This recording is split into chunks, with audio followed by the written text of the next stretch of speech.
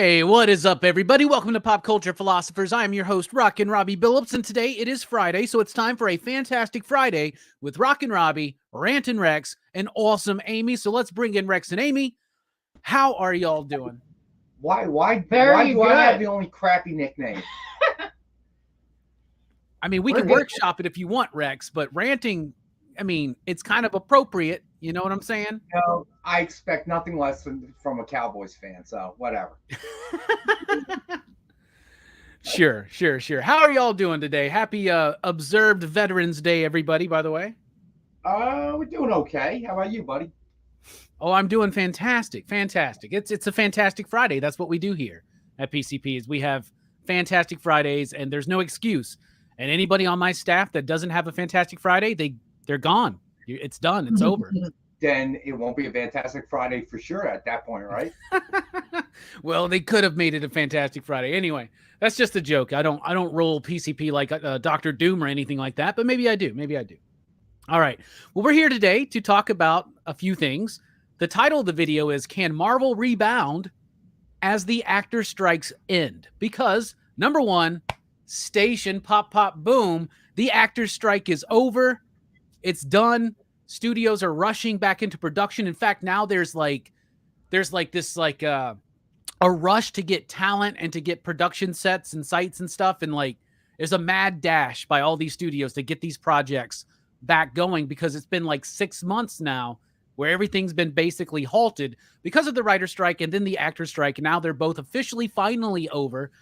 But at the same time, last week, we were talking about the projections of the Marvels being disappointing, Mahershala Ali, the story that he was almost leaving Blade because of the script and all this kind of stuff. We were talking about the problems it seemed on the horizon or that Marvel was dealing with right now. But in this last week, almost as if in direct response, they released an Echo trailer. There are rumors swirling around about Blade being rated R. And it seems like a lot of faith is being turned back onto Marvel now. And even though the Marvels is still not going to do ultra well financially with their expectations, seems like right now the audience is liking it. It's sitting at like 80, 85% or something on the audience meter or whatever. So first thing I want to say is I am so happy this actor strike is over. Basically what had to happen was what everybody knew from the very beginning. The actors union had to back down on their wanting of residuals from streaming networks, and the studios had to back down from their AI demands. And that's basically what settled it. What do y'all think? Amy, let's start with you. Actor strike is over. I know you're excited. Yeah, like you said, they had to work something out, but is there a slight increase with the residuals? Did they release the official terms yet? Do you know? I know that the base pay, I think, went up 7%. And I think that actors will get more, actors that are part of the most popular streaming shows will see more of a kickback off of that. Good. That's still a huge improvement. And again, just studios are going to lay off the AI. Like they're not going to do anything without anyone's consent. That's really the most important thing. As long as you got consent for something, then you're allowed to do something. Because I unfortunately think that all that's really happened is they kicked the can down the road. So really what's happened is I think it has much larger implications. So they didn't really resolve anything by coming to an agreement. They had to get people back to work because the vast majority of actors do not make Tom Cruise kind of money or George Clooney kind of money or Gal Gadot kind of money. They make small money, right? So they had to get those people back to work. The studios probably are already seeing this. They're going to kick this can down the road, get everybody back to work because they're losing money hand over fist, right? Deal with it down the road. But the implications are really profound. If you ask me, how are you going to stop AI? Seriously, how are you going to stop it? Because you know that the baseline actors, they're just struggling trying to make ends meet. They're waiters, they're bartenders, they're whatever. They're just trying to make a check to get through so maybe they can continue to work at their passion. How many of those are going to be willing to sign away their AI rights for a check? A whole mess of them. Come on, man. You're at the end of the month. You can't pay your rent. You got bills that are coming due. Some guy dangles out, hey, $5,000 for your likeness. What do you think? 10 grand for your likeness. What do you think? Okay, who's not going to sign that deal? You know, I mean, this is the reality. So nothing is essentially changed. Well, I get what you're saying there, because it's kind of like usually when the like players unions and stuff for like basketball or MLB or NFL or something, right? Every time we have one of these kind of disputes, there's always like the danger of a strike or a work stoppage or something like that.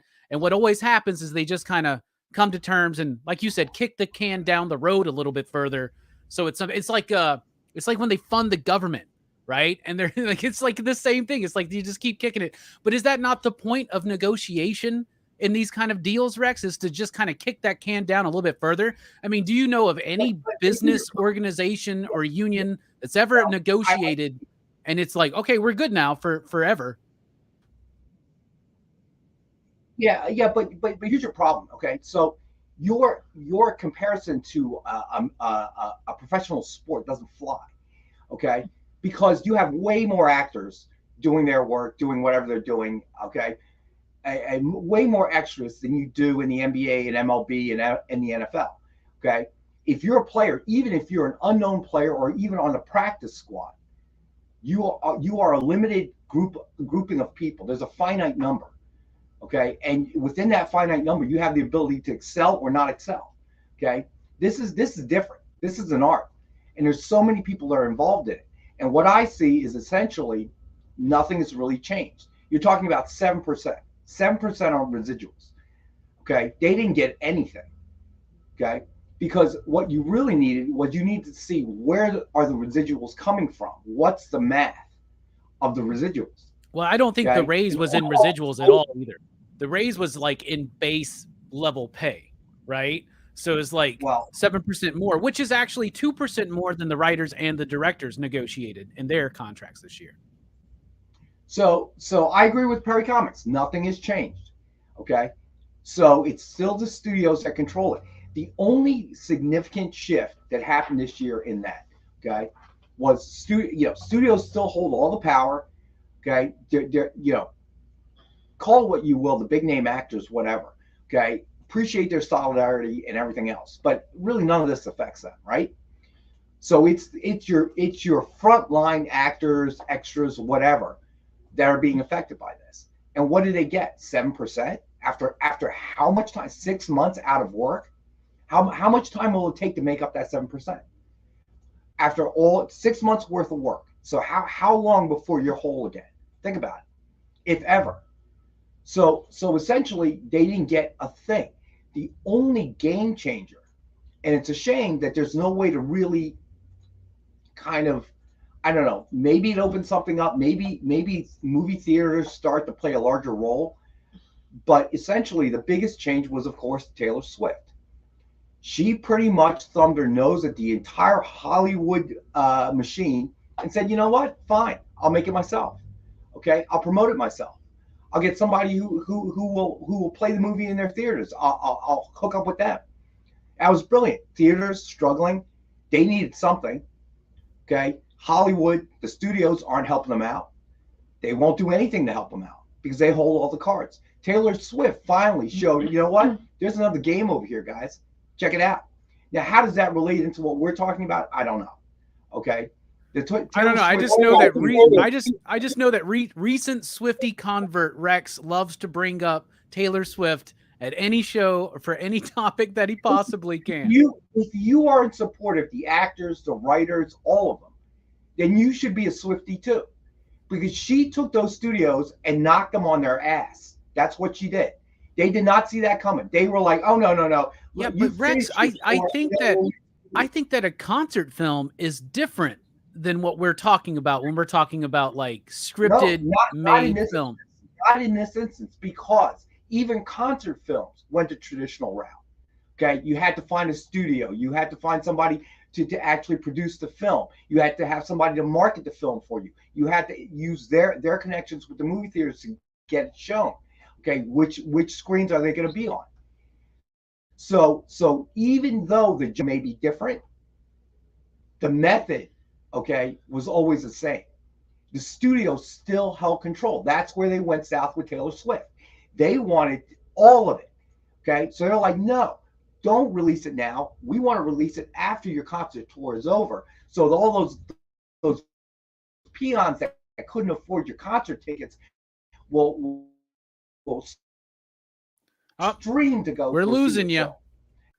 We're losing you. No, getting a little spotty I'm doing there. this for the Swifties, the fans. I want it released right now while the tour's going on. They're like, no, no, no. And that's when she stuck up her middle finger to the studios and said, you know what? The heck with you guys. I'll do it myself. So that proved something. And that, yeah, I hear you, buddy. I hear you. Unfortunately, you just figured it out. All right, there you go. No, it's worse during the day. It's worse during the day because we have all these people in the office using the internet, so it makes it much worse. Yeah, I've noticed. So well, just go tell them to stop, Rex. Tell them you got a show. You got stop to do. Stop using the internet. internet. We're doing the show here. Okay, there you go. Go out there. Get your wand. Go out there. I don't have a wand. Maybe we can borrow Alex's lightsaber, and I'll pull my Darth Vader impression, my Anakin Skywalker, and start slicing people all through. With again, my red lightsaber. Just like Bueller said, Rex, we think you have a problem. Yeah, well, okay. I got lots of problems. So James Phelps saw Marvels. Happy to hear you enjoyed it. Amy's going to see it tonight. Alex saw it last night and said that the one word that I've been reading is, he used the same word. He said it was fun. So that kind of segues us into the other thing, okay, is that Marvels may have, I don't know, turned that corner for them, which is big. So they've gone back to being fun, shorter movie. We don't need to have all this, connection to the next movie and all this. So that's the formula. Okay, I don't want to know the, if I want to know what the meaning of life is, you go watch Oppenheimer. Okay, you do not watch MCU for the meaning of life. You shouldn't anyway, right? It's entertainment. So that's cool. So I'm happy to hear. I was actually kind of optimistic about Marvels. I did like Captain Marvel. Not a lot of people did. I understand that. I know you did like it as too. well. Well, I already watched it recently. I think it's better. So now, I'm happy to hear that it's making a move. But ultimately, when you talk about the actor strike, I don't believe anything's changed, and I believe the AI problem is going to revisit itself. Right now, it's not at a point where I think Disney tried to do it in one of their shows, and they had like fakey people in the bleachers watching a basketball game or something.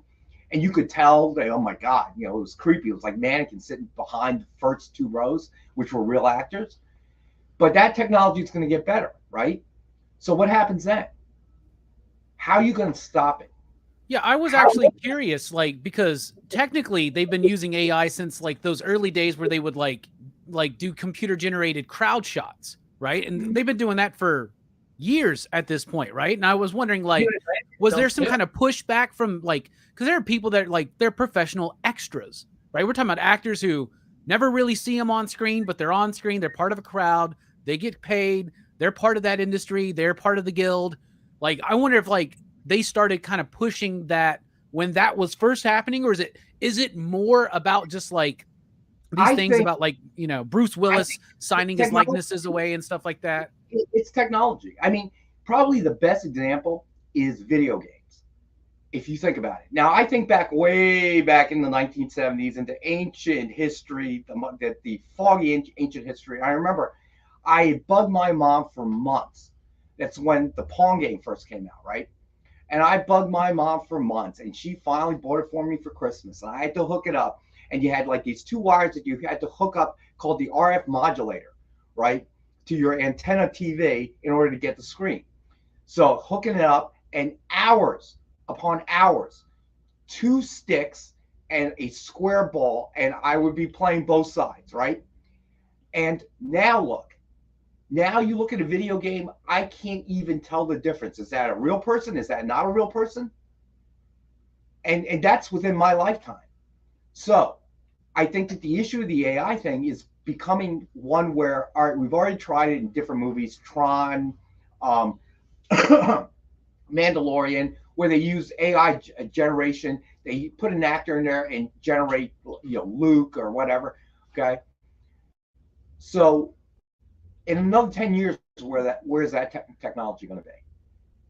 At a point where it's going to be so simple that you could pretty much reproduce anybody, right? So my question is this: is that, yeah, they kick the can down the road, but how are you going to stop it? That's the real problem to me. Introspective says AI keeps least- getting confused with using a person's likeness. They are not the same thing. That is something I'm curious about, because with the writers, we understand what they're talking about. They're talking about like having a computer program, an artificially intelligent program, develop stories, develop scripts and stuff like that, right? What are we talking about aside from just like the Tarkin stuff in Rogue One or something like that? What are we necessarily talking about? Because like to me, it's like, what's the difference between making the crowd CG and using artificial intelligence to have them all move and act in different ways so it looks like a crowd, right? I don't quite get it fully, I guess. It's Skynet. I mean, at the risk of sounding sarcastic, I mean, that's what we're talking about. That's something that's been warned since as far back as science fiction first started as a writing genre. Space Odyssey 2001. What happens? That's the thing we're trying to avoid. We're seeing the practical problems that it's creating, but ultimately, you go back to Space Odyssey 2001. What happens when Hal goes bonkers? What happens when Hal can start to formulate decisions and things of that nature? What happens? Can I bring something up real quick? Because sure. all this talk about AI, with all the stuff about AI, and I know what I've said in the past, how we gotta be careful with it, essentially. And then we kind of really gotta find some way to make it a middle ground. Real quick, anyone seen The Creator? It came out like a month or so ago, and that's a whole movie that talks about humans living with AI, and really like how it's actually a really good movie. First off, please see it, but it really does bring up like how can you meet the middle ground with AI? Like how can you kind of blend what's real, what's not real, what do you consider to be real? It's very thought provoking. You're more optimistic than I am. I'm not as optimistic about the human race. We just got to stay safe, have a hand on the wheel. I'll be honest with you. You're way more optimistic. That all sounds great, but I don't think it's possible. And I'll tell you why. It's funny that Oppenheimer came out when it did, because that is probably your best analogy. We had a weapon that we could split the atom. Okay, that's an incredible technological scientific achievement. And what do we do with it? We turn it into a big fat bomb.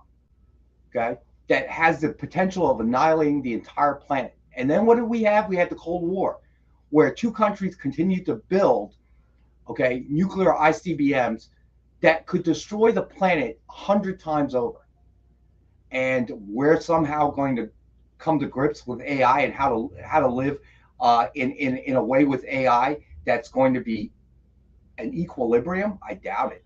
Okay, more than likely AI will eventually take it over, and greed will keep the development of AI moving. Okay, that guy who's developing it, right? I mean, let's call it what it is. Musk is talking about taking out a piece of somebody's brain and sticking something in it. I mean, come on. And he's talking about the dangers of AI. You're making cyborgs, Elon, and cyborgs good, AI bad. What? Is this a Star Trek episode? What's going on? Well, and I don't think it's quite as black and white as that. Like, I think artificial intelligence is good for a certain point. I think I'm more with Amy, and like we have to be very careful about how we develop this. And the problem is, I also am kind of with you, Rex, where I don't have full faith in humanity, especially when we talk about corporations, of being able to be careful, because they're just going to see the bottom dollar and whatever it's going to take. That being said, I got AI in my house. My lights are run by an artificial intelligence. My entertainment system is like, I don't know. There's elements of it that do make life a little bit better, but I understand the dangers of it. Sure. And then it gets to a point where, you know, and this is extreme, this is science fiction kind of stuff. It gets to a point where AI becomes self-aware and then decides, you know, Rob, you shouldn't leave your house. It's not a good day for you to leave the house. Okay. I got to tell you, my house has no AI, zero. Okay. Everything is manual. You're like that dude. You're like that dude in Stranger Things that's like living in a bunker with like big fences around and stuff. It's so weird because I am a huge sci-fi buff. I mean, we've talked about it before. I'm a huge fan of Asimov, Frank Herbert. You know, that's why this is the one thing Amy and I agree wholeheartedly. Love Dune, love it. Okay, you know, I've read that series of books probably 10 times in my life. So I find it ironic that I've become that human being. I really have. Okay, I don't have Venmo. I don't have Zeal or Zelle or whatever they call it. Okay, I don't like that Cash App thing. All right, I like taking money out. I like dealing in cash, or I deal in credit cards, one of the two. Never thought I'd be there, but now I'm kind of happy that I am. My car is a stick shift. Okay, my car is carjack proof. Only 17% of Americans can drive it. So if you carjack me, only 70% of you will actually know how to drive it. You'll move on to the next car. Okay. So, you know, to me, the ultimate, I guess Asimov probably had the best solution. I don't believe the human race can control AI. We can't control ourselves. Let's call it what it is. Look at the state of the world right now. And we're going to control something like AI. The only thing that we can hope for is something that Asimov wrote, okay, the 3 laws of robotics, okay, that are hardwired into every robot that was ever created in his universe, right? So they actually take care of us. We don't become any different, but AI eventually evolves to a point where they are our protectors, okay? But then that can go wrong too. So Asimov was a brilliant man. He saw it to a point where he wrote a series of books in, I think, the 60s, and he finally finished the series in the 80s. Okay, it was about an Earth detective by the name of Elijah Bailey. And it was about 50 planets that were colonized. And the 50th planet had a ratio of something like 10,000 robots to one human being. Humans had become so weird on that planet that they didn't even see each other. They didn't even see each other to procreate. Okay, and 10,000 robots service one man, one human being. All right, so there's a danger there too. The man was brilliant. You go back and read a lot of his stuff. He foresaw a lot of things that are happening that we're on the cusp of. So I don't believe that the human race can control AI. I hope that somebody inserts the laws of robotics or something like that. Okay, hardwired fail-safe sort of item so that they take care of us. Because clearly, okay, I've been around a long time, and the Earth seems pretty much the same way it was when I was young. I was born in the midst of the Vietnam War. What's happening now? War in Ukraine, Israel. Okay, doesn't seem like we learned anything other than how to blow each other up faster. I feel like the world is worse than when I was a kid because we don't have oatmeal swirlers anymore. We don't have ecto cooler. Can AI provide that for me? I will gladly accept our AI overlords if I can have all the snacks I loved when I was a kid that have been discontinued. But that's going to be your real problem, Rex. Not corporations, but people like me being like, "Oh, the robot's going to give me ecto cooler, whatever you want, bro." Here's what's weird. Okay, so when you read Asimov's Foundation, robots are outlawed, absolutely outlawed. Okay, he saw that way back then. Why? Why were they outlawed? Okay, and if you read the series, you'll see the reasons why. Okay, but ultimately, so that was interesting. His prequel talked about robots, being a part of everyday life, and then suddenly they were outlawed. Why was that the case? So he raises a lot of interesting questions. So what happens? What is that movie? It was animated. Oh, my daughter and I watched Wall-E. Okay, a comedy version of it, but at what point does that begin to happen? As AI takes care of more and more things become automated, like your house. I don't even have to get up off the couch to change the temperature, right?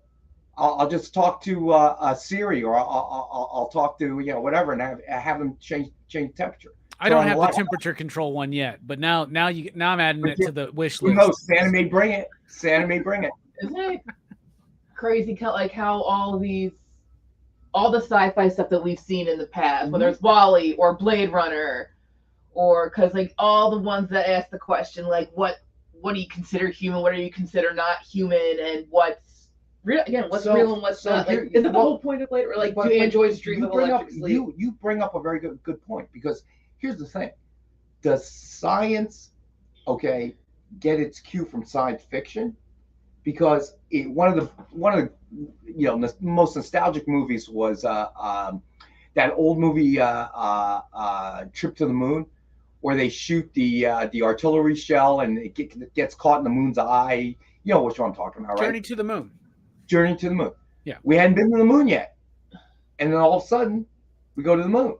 Well, I think that's the way it works, right? That's the way art works. Art influences the direction of evolution, in my opinion, because caveman draws caveman on a cave wall, killing a deer for food or killing an animal, then goes out and does it, right? Our art is what we want life to be, and then we're inspired by our art to make life that way.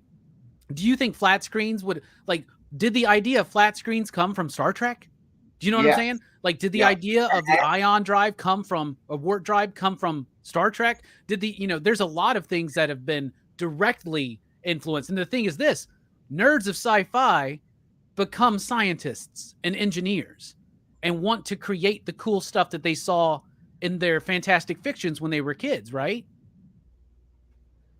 So in a way, I feel like the writings of Asimov become even more relevant today, because the series that's not as well known as Foundation, the one about the detective Elijah Bailey, it's a great series. It's well written. The first one in the series is Caves of Steel, and I think he wrote that in like the 40s. But he envisioned an Earth that was so overpopulated that we all moved underground, that there was just mega cities all interconnected. People were eating, get this, basically a yeast type of protein that is grown with algae on underground vats. And that fed most of the population. Like real meat, that kind of thing became a luxury that only the rich and powerful can enjoy. It was amazing, the things he really kind of extrapolated out and envisioned. And you begin to wonder, are we at the cusp of that right now? So it's like what I see in the actors, which is more short term. How are they going to stop it? Yeah, you can say, okay, we're the union says you can't do it. Okay, but then all of a sudden, one studio goes, well, let's get a whole bunch of people whose likeness that we can grab who aren't actors. They're not in the union. Okay, we'll get them sign away their likeness, and then we take the likeness and we do whatever we want with it. Okay, we can program the character to act. We can program the character's voice. Okay, we just need the likeness. Okay, and again, how many poor people are out there willing to sell their likeness? Like, what the hell? So I was looking at an article to try to find out specifically what was the deal with AI and the actors strike, and it said actors are concerned that the data of their performances will be reused with AI.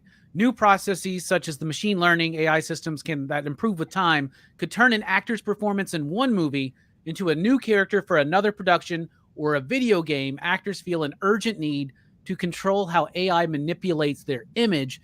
So I wonder if the idea is saying, I wonder if the studios are trying to say, your performance, since we paid for it, and this is our product, we own that performance. We can use that performance in whatever we want to in the future. Is that more of the core issue? Do you two, any of y'all two know? I could see how the studios would take that angle, because it's beneficial to them, right? So just like we own the movie and we can show the movie as many times as we want, anywhere that we want, they're trying to say the same thing. Okay, but clearly it's not the same thing. But again, I'm not entirely sure how you can stop it. Okay, because think of it this way. So we find somebody who is not in the world of acting or any of that. We sign their likeness. Then we take all the AI learned behaviors of Tom Cruise, and we take that AI likeness, take Tom Cruise's acting ability, put it together. How are you going to prove that's Tom Cruise? I don't know. You can't. All right. Yeah. But beyond that, what about stunt people? Okay. That's the first one I can think of that the studios can get away with. Well, we don't want nobody to get hurt. So we're going to use AI to do these scenes. You know, somebody could get hurt, could get killed. Okay. You can bring up Alec Baldwin and the scene with the gun. Well, if it was AI, that never would have happened. So we're going to use AI. So AI creeps in that way. Now, all of a sudden, a bunch of stunt people are out of work. All right. The studio's looking like, oh, well, look, our bottom line, we don't have to pay all them stunt people. Look at that. We're saving a boatload. So lots of great conversation in the chat that I'm seeing. We've talked about maybe doing a whole episode one day about AI. We've done a half of one so far, but point being, the actor strike is over. Now things are going back into production. Last week, Amy wasn't here, but we had that conversation about, that's fine. Everybody deserves some time off, including you, Amy. You deserve it. You're worth it. Thank you. I think Raul's got a good point when you're finished. So, like, what about how the likeness rights work? Say, there's a scenario that he's describing to me that is very dangerous. Okay, it's already happened if you think about it. Paul Walker. Okay, they took the brother. Okay, they CGI'd his face.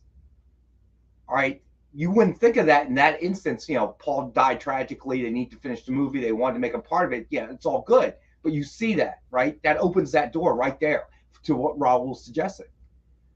All right. So you take somebody that looks kind of like him, like they did with Luke. Another example, the young Luke in Mandalorian at the end.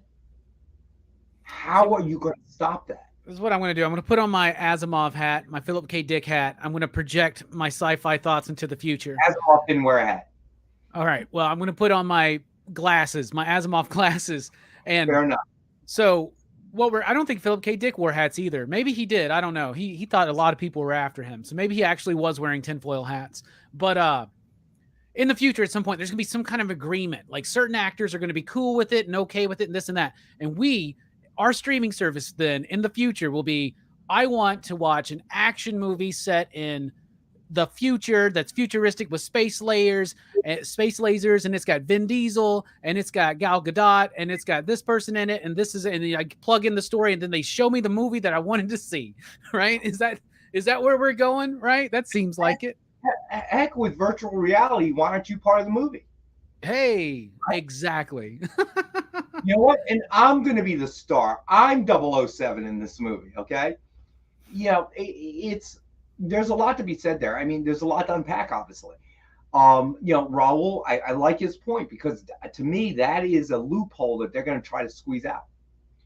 And it's already happened, which is dangerous. So a precedent has already been set. They've done it before.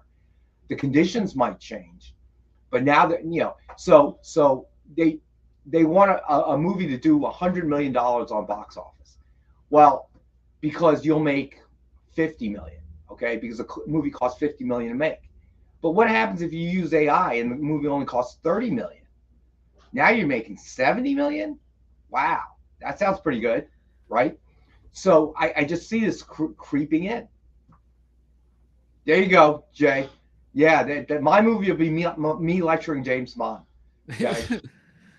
It'd be like Agent 007. We need you to go to the Comcast World Headquarters. Blow them up.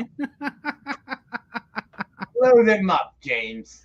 I just want to know, in the Star Trek universe, who does the Federation pay for the likeness and the rights of like Sherlock Holmes and Mark Twain and all that stuff when they go in their little holodeck programs, right? Like there's the real AI issue right there, is the holodeck. 25th century, remember? All right, so the actor strike is over. We can move forward. And as I told you last week, Rex, they watched the show because we and a lot of other, they pay attention to the chatter, I should say.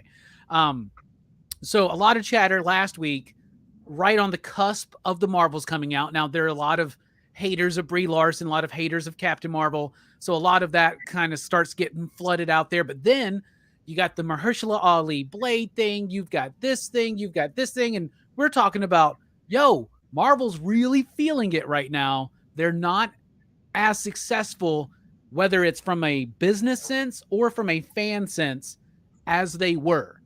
We talked about what can they do. Well, in the last week, they revealed an Echo trailer that got a lot of people excited, and some rumors came out that got some people excited. Did y'all see the Echo trailer? And a lot of people were instantaneously, same people to me, were griping the day before about how they're over Marvel Disney shows. They're never going to watch anymore. And then the next day they're telling me, yo, Echo looks awesome. What did you think? Amy, what did you think about the trailer? The trailer itself looks very, very good. I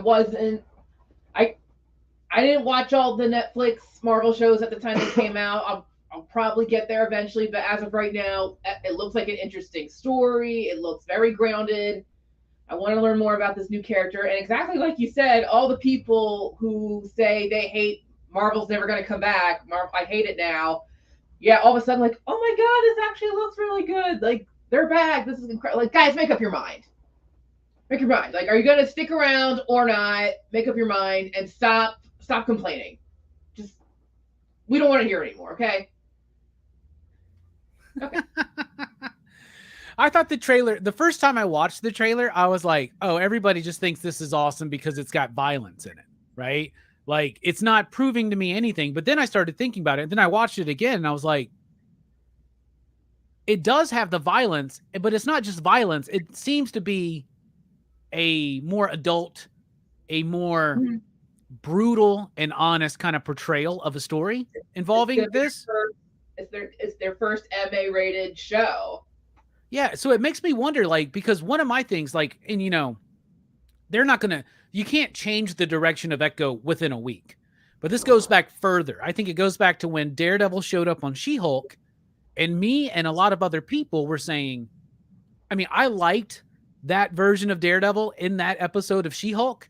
It was like very comic booky and it was that stuff, but it was removed from the Miller-inspired one that was in the Netflix show, right? And I said, especially after watching Moon Knight, I don't think Marvel is capable with Disney to do a brutal kind of Daredevil show. Well, I think they were listening to the stuff about Moon Knight and about Daredevil and She-Hulk.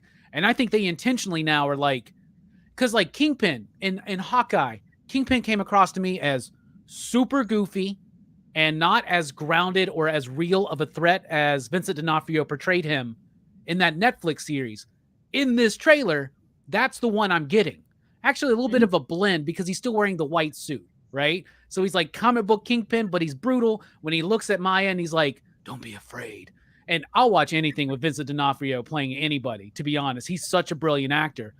But the more I watched it, I was like, it wasn't just the violence that was shown, but it was like the more mature nature of that violence, where it feels like it's not just violence for the violence sake, but it's going to have an impact, kind of like the Netflix shows did to me. So it got me really excited again for it. John, by the way, you're so right. So, I mean, Spilio, by the way, really wants us to acknowledge that he was talking to William Shatner yesterday, which I think is super cool. By the way, it really is. So I would say that I've very rarely seen a bad trailer. Okay, even with bad movies, they're going to take the best parts of the movie and turn it into a trailer, right? But I think that what I saw with Echo, the nice thing was it had kind of that John Wick violence, which is always fun to watch, right? But the opening scene with her being a kid and then that street vendor and then, Kingpin beating the living crap out of him. But there was, as you say, violence with a purpose, right? And how they connected and, that type of thing. So it has kind of a psychological tint to it. So I'm looking forward to it. I think it's going to be a good series. We had talked about, or we haven't talked about yet, but it was one of the topics, is Blade being rated R, right? That obviously is a brilliant move because the original Blade was rated R. Okay? Good vampire movies like Underworld, rated R. How are you going to make a PG-13 vampire movie that's not a comedy? You can't. So you can't straddle the fence. If you're going to make an R movie, make an R movie. Okay. If you're trying to appeal to kids, then appeal to kids, like Miss Marvel series. Okay. Yeah. Don't try to straddle the fence. You can't. Okay. That makes it even worse than kids' movies where it's obviously marketed towards kids, but there are like kind of subtle jokes that are for the parents to laugh at and giggle at. You know what I mean? Okay. That's always a nice touch. But the core audience there is still the kids, not adults. So when they try to turn those movies into PG-13 so they can straddle the fence, well, you could do that a few times with like Endgame and things like that, but that ride is over. You need to pick a side, okay, one or the other, and decide what you want to do. And I think that if they turn Blade into an R-rated movie, they're one step closer to accomplishing that. Yeah, it would be exciting to see, to be honest. And another interesting thing about the Echo Show is that it's going to be released all on the same day. And that's not typically what Disney's been doing. They typically do the week to week thing. And I think this is best for this kind of a project, right? Because this isn't something where they're wanting like, yeah, exactly.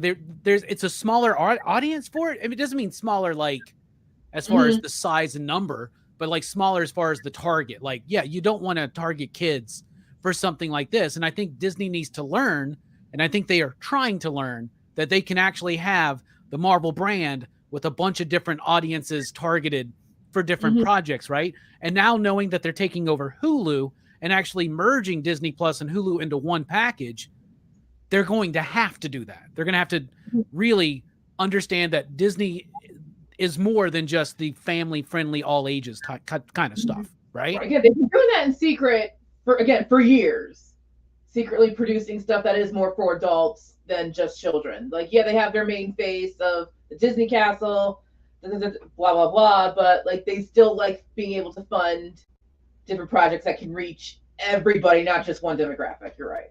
So Marcus, you're absolutely right. I mean, they really pushed the edge. Before, what was the movie before Endgame? Infinity War, right? So there's that one scene, right? I even told you about this. My nephew was over at my house, right? My daughter right there. Yes. And the one scene where Thanos is pulling apart Nebula, right? He was about 7, maybe, I guess. He freaked. He said, "Turn it off." He couldn't stand it, and I didn't even think. I was just, Avengers. He's a kid. Superheroes. He wanted to dress as Iron Man last Halloween. This will be great, right? And I get some work done while we're babysitting, right? And he starts freaking out. I'm like, what's wrong? And it's that scene where he's pulling Nebula apart. That's PG-13 too, man. So, but with something like Blade, dude, that's happening every other frame, okay? You remember when he goes and he battles all the vampires, after his vampire mom, and they're sucking blood, whatever. I mean, dude, every couple of seconds he's stabbing somebody. That's the way it's supposed to be with a vampire movie. Unless it's like Interview with a Vampire or something like that. Okay, it's got to be R. How are you going to not make it R? And even Interview with Vampire was rated R, but for completely different reasons. but actually Blade's got some of that in it too. Let's talk about this Blade thing. Rumors, very strong. In fact, these are rumors because a lot of people are saying, oh, Blade's going to be Marvel's next rated R movie after Deadpool 3 or whatever, right? No, it's not been confirmed. What happened was the director, he had just done a short film. He was being interviewed about this short film, and he's talking about this film, and he goes, they gave me the R, and so it frees me up to tell a real, grounded, brutal kind of story, blah, blah, blah, blah, blah, blah, blah.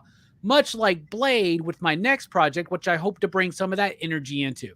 So he doesn't say Blade's going to be rated R. Nobody at Marvel has said that. But, so first of all, I just want everybody to know that. Like, it's not confirmed that this movie's going to be rated R. Secondly, though, I'm somebody who, when they were doing Logan and Deadpool, and they were really pushing to make those rated R, I said, no, I don't think there should be a rated R Deadpool movie when Ryan Reynolds is visiting sick kids dressed as Deadpool. Like, that doesn't seem right to me. Like, I don't know. But after watching the 2 Deadpool movies, which I actually enjoy, and watching Logan, which I think is amazing, and I've definitely come around on the idea of of having like stuff for mature audiences and stuff for everybody and not blending everything together. Blade, to me, does need to be rated R because, like you said, Rex, it has to have that. Now, I think if you took out language and a lot of sexual stuff, you could get away with a lot of what Blade in 98 was today with a PG-13 rating. If you took out a lot of the sex stuff and the language in particular. But that's not what I want out of a Blade movie, especially starring a 2-time Oscar winner, Mahershala Ali. I really want to see this dude sink his teeth into this role, pun intended. I don't know. Amy, do you think Blade should be rated R? If it works best for the story they want to tell, yes. I hope, again, I just hope people are listening and really reevaluating what the stories that they want to tell and do what's right for those stories, whether it's with budget or with rating, like whatever. Do what's best for the story that you want to tell, and hopefully it can be like just a simple toned down movie, simple budget, and just with the right effects, right story, they can have a hit. I think I think that's the thing. I think that ultimately we all understand that a good vampire movie is going to probably have to be rated R. Okay, part of what the vampire does is sucking blood, attacking people. So, what is the point of making it PG-13? Is my question. Okay, the whole concept of the vampire is going to be scary to a kid.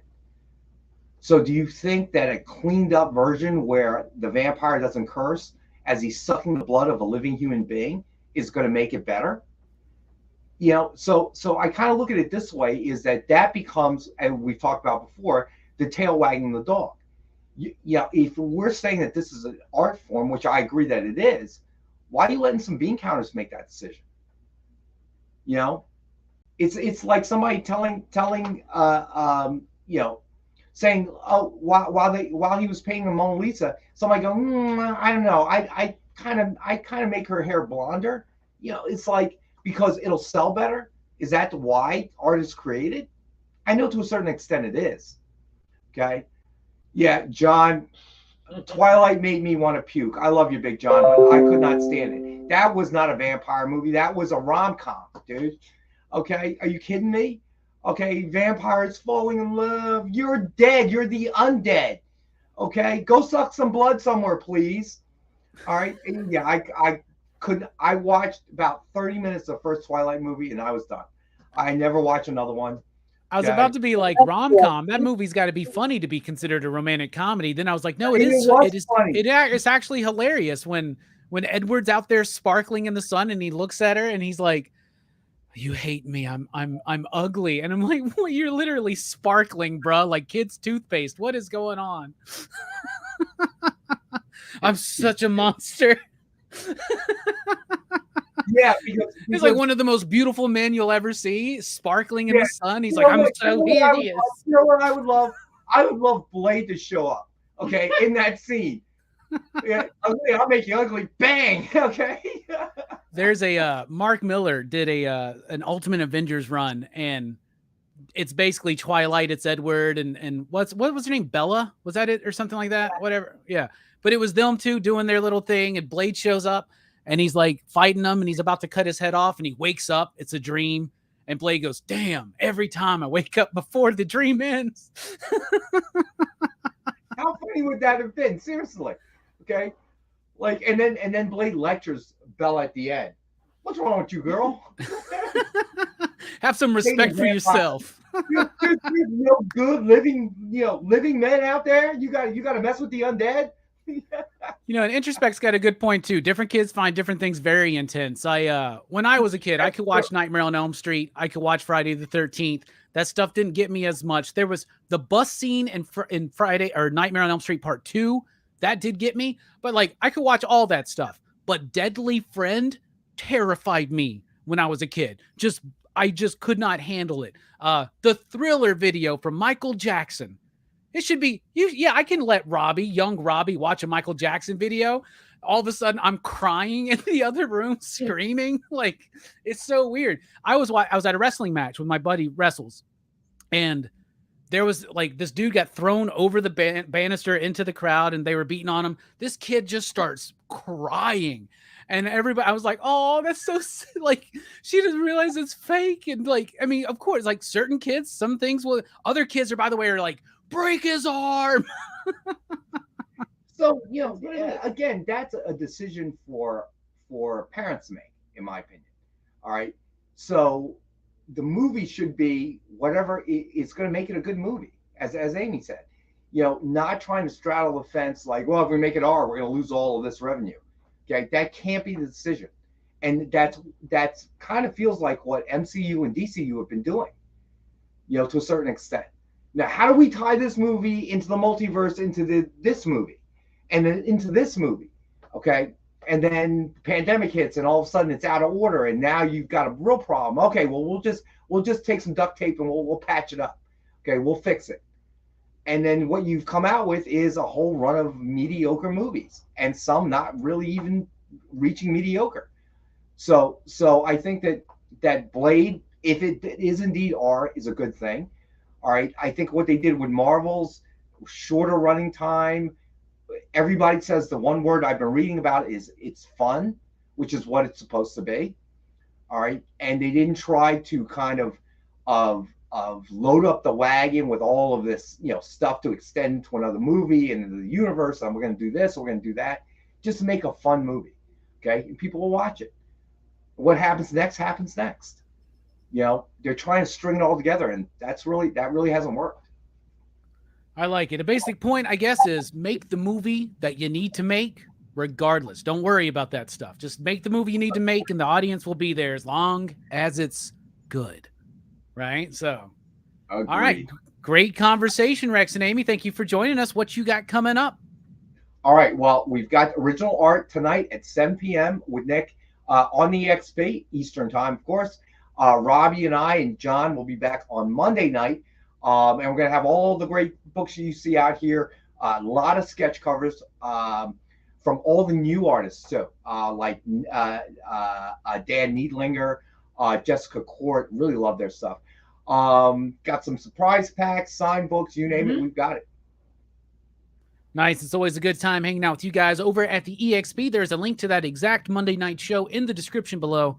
So click that link, give it a thumbs up, and hit your notifications so that you don't miss it when it drops. And then after that show on Monday, PCP Movie Night returns after our 1 week post-Horror Fest break with Van Damme November.